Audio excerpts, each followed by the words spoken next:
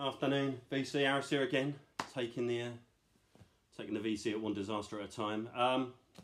Been a little while, about 4 weeks I think. Me and my team have been thinking of new material, and we thought start off with a needle drop. So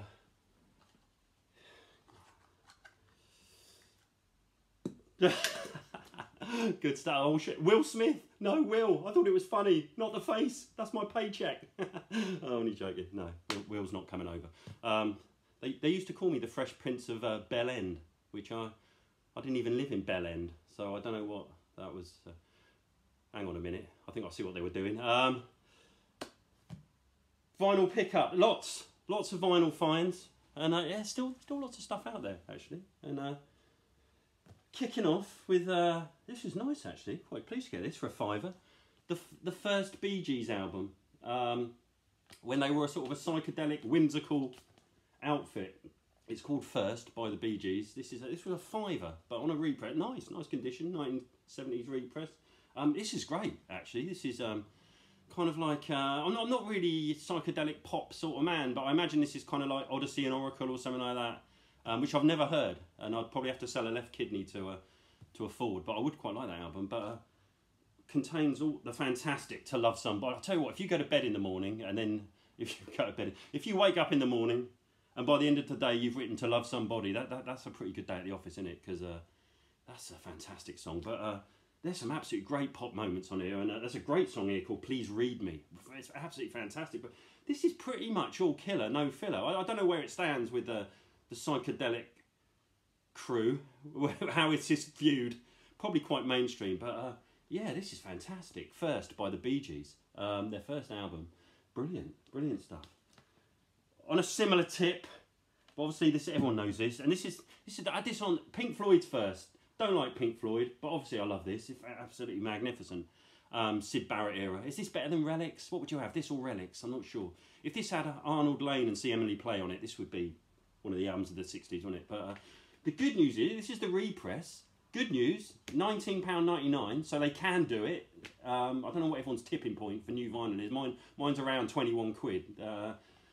Not a bad pressing. It's the mono version. I've kind of just accept that new pressings are never going to be as good as the originals.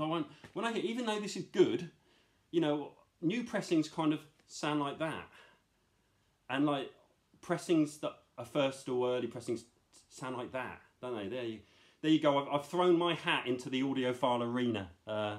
Michael 45 RPM will probably be shitting bricks once he hears that level of analysis. But yeah, it's good. It's not bad. The bad news, artificial flipback. What's the point of that? It was a flipback originally, so they've just done an artificial flipback. That seems like an awful waste of everyone's time. But there you go. Artificial flipback. Yeah, but if you haven't got this album, I would go for this for 20 quid. And it's a great album, isn't it? I love I don't know, Lucifer Sam. Great. It's like surf rock, isn't it? Lucifer Sam. It's brilliant. I love Lucifer Sam. Brilliant. But pretty much all magnificent. I wish I had Vegetable Man. Vegetable Man by Pink Floyd. That's magnificent, isn't it? I love that. Jesus and Mary Chain do an amazing version of Vegetable Man. I think it was on the B side of their first ever single, Upside Down. And yeah, fantastic. Next up, The Clash, Give 'Em Enough Rope. Yeah, kind of got battered when it came out, although I was a little bit young. I wasn't really aware of it when it came out, but I knew growing up that all my mates, older brothers who were Clash fans were like, oh, this is a sellout. Because it was produced by Sandy Pearlman, wasn't it? Was he in the Blue Oyster Cult, or did he produce the Blue Oyster Cult? But it was seen as a bit of a sellout. Got one of the great album openers of all time, isn't it? Safe European Home. What a magnificent song.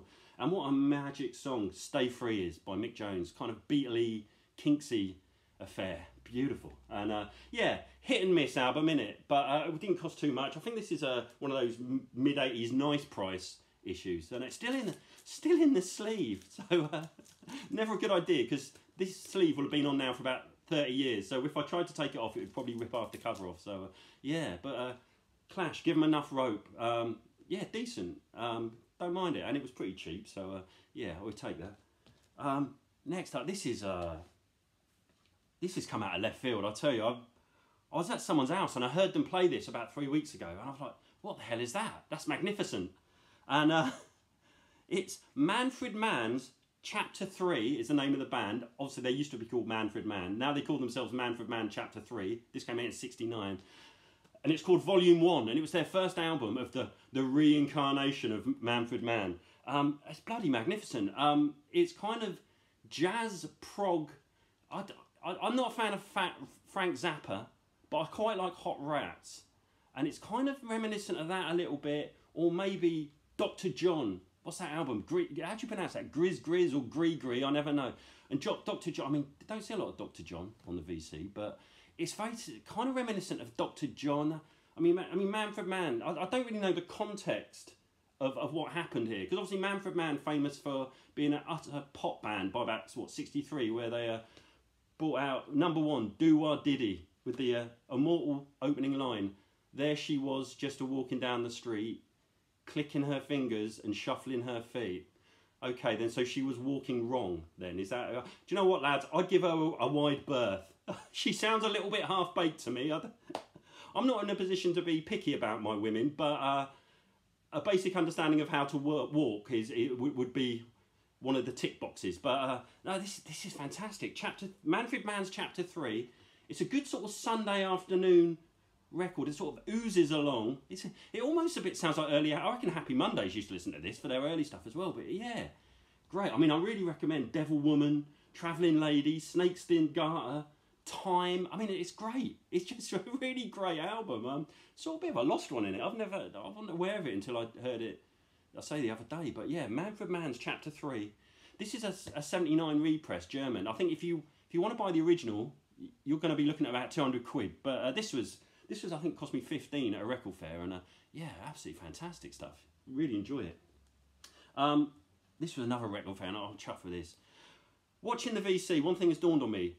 Scott Walker was a lot more popular in England than America. I think Scott Walker's first 4 albums, Scott 1, Scott 2, well, Scott 1, Scott 2 and Scott 3, all got to #1 in Britain when they were released in the 60s. In America, didn't niche all. Scott 4 then didn't sell a carrot.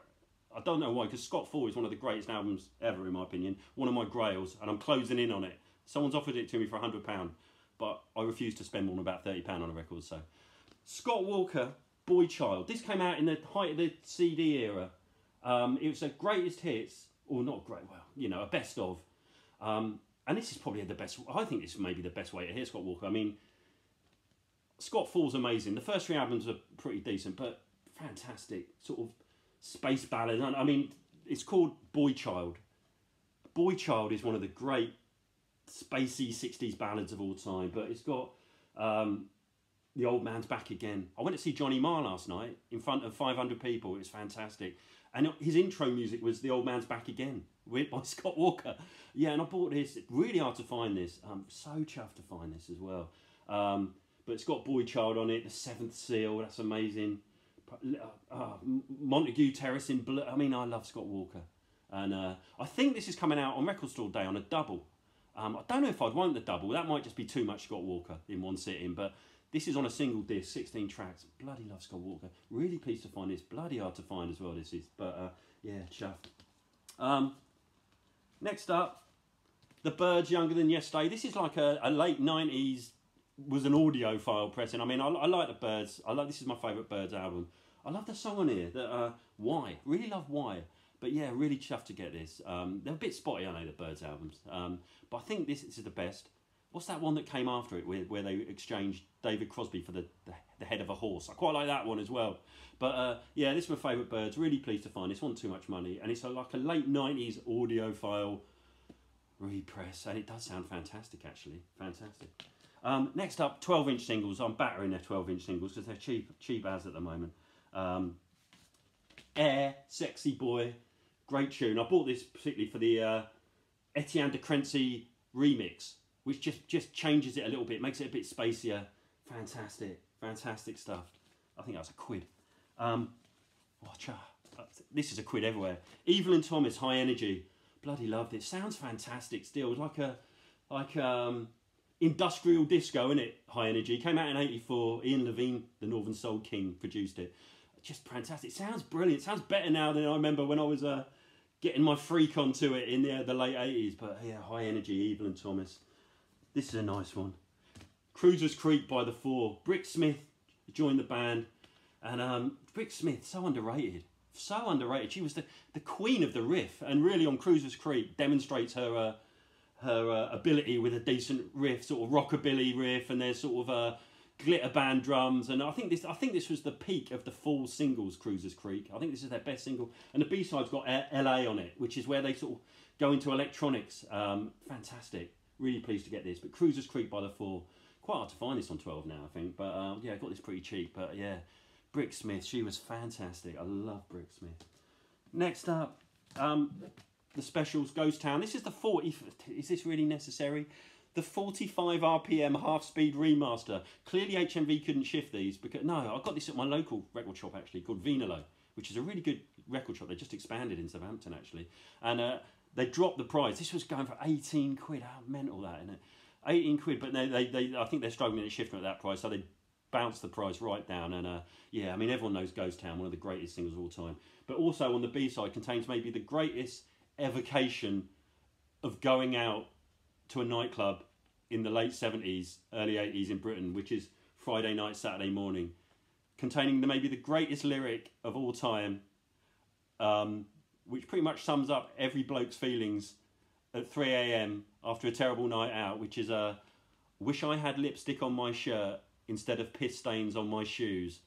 That's poetry. That's Shakespearean, isn't it? That's pretty much my my teenage years in 2 lines. But yeah, Friday Night, Saturday Morning by the Special was absolutely magnificent. And Killdozer Burl, just literally found this about an hour ago. Mid-80s, 86, early grunge, sort of a proto-grunge. It was Butch Vig's band. Butch Vig, the guy who went on to produce Nirvana's Nevermind. And also then the band became megastars with the band Garbage, who were just humongous in Britain, like million sellers. But this was his mid-80s on Touch and Go called Burl. It's a 12-inch single. Really great, really heavy. So if you're into Tad or, I don't know, Screaming Trees, something like that, this is Killdozer. Fantastic stuff. Out on Touch and Go. Heavyweight. Fantastic. So that's all my recent vinyl fans. Thanks for watching. Hope everyone's alright. And I'll see you all again soon. Bye now.